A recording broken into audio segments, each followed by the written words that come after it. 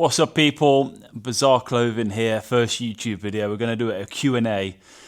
Quick introduction. I'm Connor, owner of Bizarre Clothing. I sell on Whatnot. Full-time reseller. I sell privately as well. But yeah, we'll get into what I do, when it started and all that later on in the video. But we're just doing a little Q&A. I opened up the questions on Instagram. If you're not following my Instagram, it'll be down below. So we're going to ping the comments up on the screen, and we'll just answer the questions openly and honestly and see what happens. But the first question on the screen was, any lessons learned from your time in the army you've incorporated into Bizarre success? So quick backstory, I was in the military, just over 5 years. I was in the Royal Logistic Corps. I was a movement controller.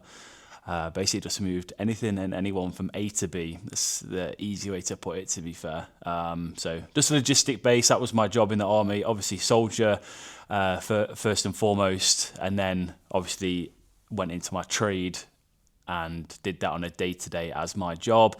Played a lot of sports, played a lot of football, of course.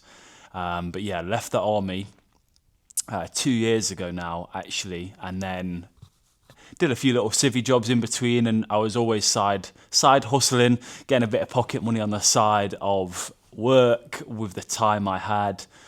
And yeah, we launched Bizarre Clothing, yeah, pretty much straight out of the army, obviously as a sole trader. And then it is a year in February that I've been a limited company and spent thousands paying VAT and all of that rubbish, but we will get into that at a later date. So in terms of army to reseller, the army teaches you some like a crazy core values in terms of resilience, integrity, and things like that. So definitely my discipline and resilience to keep going when maybe my brain said stop, or stuff didn't go the way I want it to, or I didn't make that much money at the start, and setbacks and stuff. So I'd definitely say those things have definitely keep me grounded, keep me showing up every day, and keep my sort of brain ticking whilst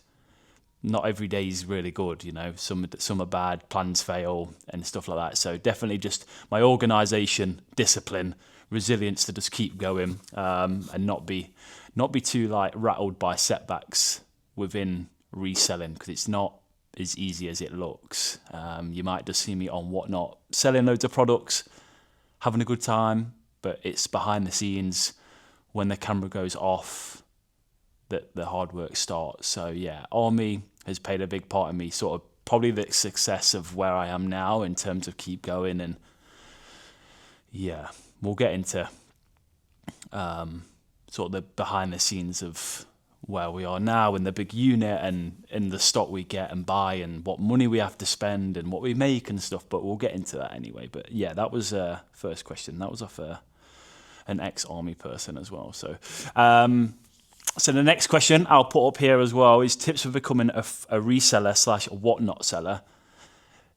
I don't think there's any tips. Just go and do it. Like, go start at charity shops, go start at car boots. You don't need a lot of money to go and do them things. And you're just getting out and about in the fresh air, away from your normal job or whatever. Go out with friends. But there is charity shops, there is car boots on all the time. Maybe not the season now for car boots. I might just be starting, but it's freezing. But just go charity shops and have a look. Or the starting point, I would say, is, you know, we've all got spare clothes and stuff that we don't want. Family members have got clothes they're chucking out all the time. See if you can get them. Start with nothing and then sell them. You'll see it turning over. You'll see what sells.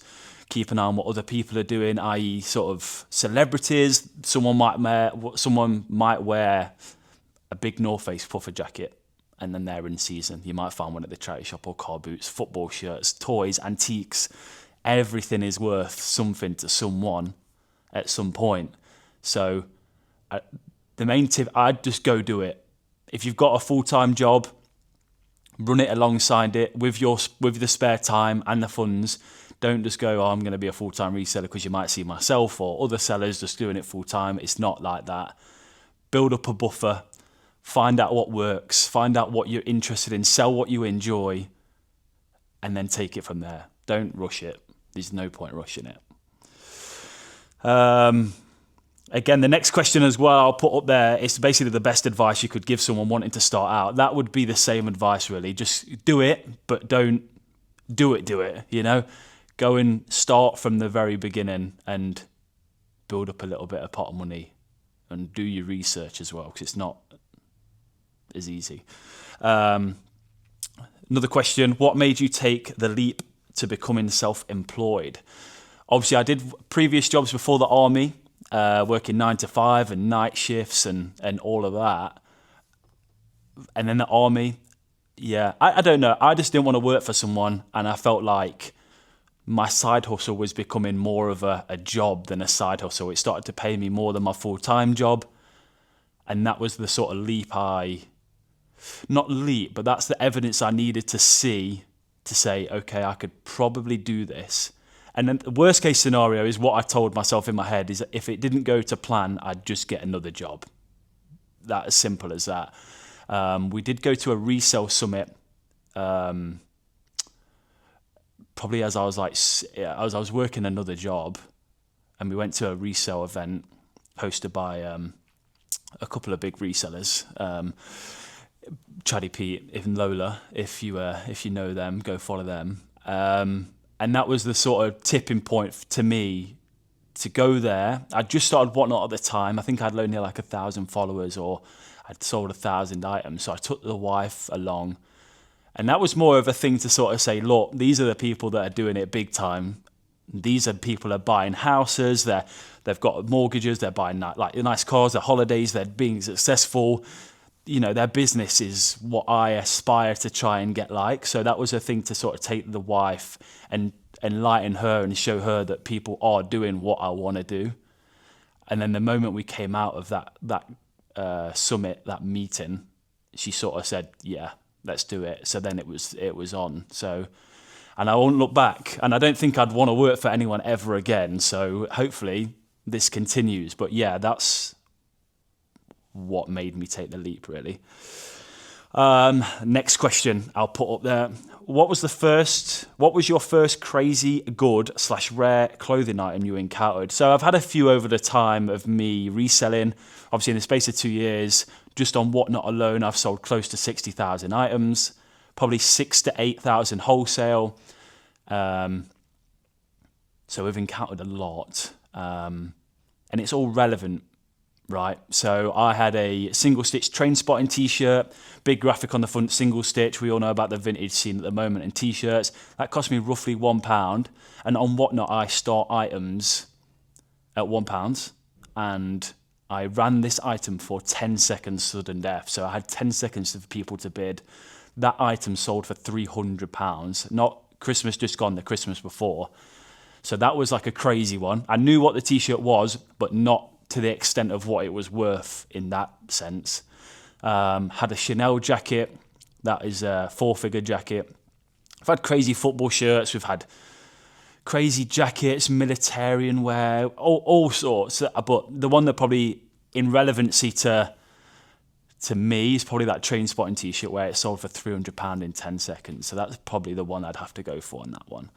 The next one, a bit cheeky. What's your supplier's phone number? One of them. Yeah, I'm not doing that.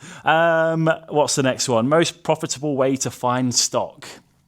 I think that would be a green light or a cheat code for everyone. There is no cheap way to find stock or profitable way. There's no blueprint to that. You've just got to go out and find those suppliers, people selling at car boots, charity shops you might be able to get friendly with. It's so hard to say, but everything is online, everything is free. Take the risk. It might fail, it might be amazing. But I've had my suppliers luckily for a long, long time, and I've worked that relationship with the people that I use to get the stock that I have today. Charity shops, wholesalers, suppliers, people abroad. There is access to this everywhere, and it's free. That's all I'm going to say. Next question was, what made me get into reselling? So when I was in the army, It is common knowledge that they don't get paid that much being in the army, especially lower ranking.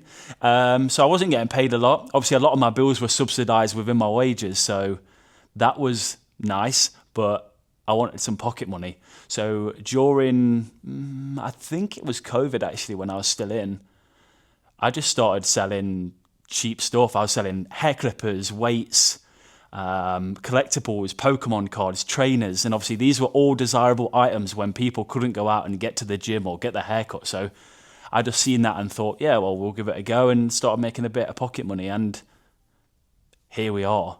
2 years later, big space, big unit, moved offices twice, out from the house, and in a position where I'd never thought I'd be in. But that was pretty much it. I just saw a gap where COVID, basically, we'll leave it there. My main source of stock, again, I have multiple people that I use to get in certain items. So at the moment, currently at this time of this recording, we are just into the new year. I am waiting on 2 containers to arrive, and my unit space will be full. So I've not been as present online, whatnot's taken a back seat. We are waiting for these 2 containers to come, and then we are go. We've got the items like Patagonia, North Face. We have got like an athletic mix where it's like streetwear, tracksuits, Nike Techs, Adidas, football. We've got sportswear. We've got, I've said Patagonia, Carhartt, North Face, Nike, LL Bean, Woolrich, Pendleton, everything, loads. We've got loads, containers and containers worth. So once they land, all hands on deck, we are going to crack on, start the year as we mean to go on, and hit my little goals on the way. The last question I've got is, what do days reselling look like when you are lacking motivation? So it's tough because I run this business on my own. So streaming, it's me, packing, me, sourcing, me, financial decisions, me, financial spending, me, all the bills, VAT, tax, all on me. So when you see me on camera, yes, that is me. I am me. I'm black and white. I say things how they are. I work how I work. And as soon as that camera goes off, it's instantly, right, this needs doing, this needs doing. So days are tough.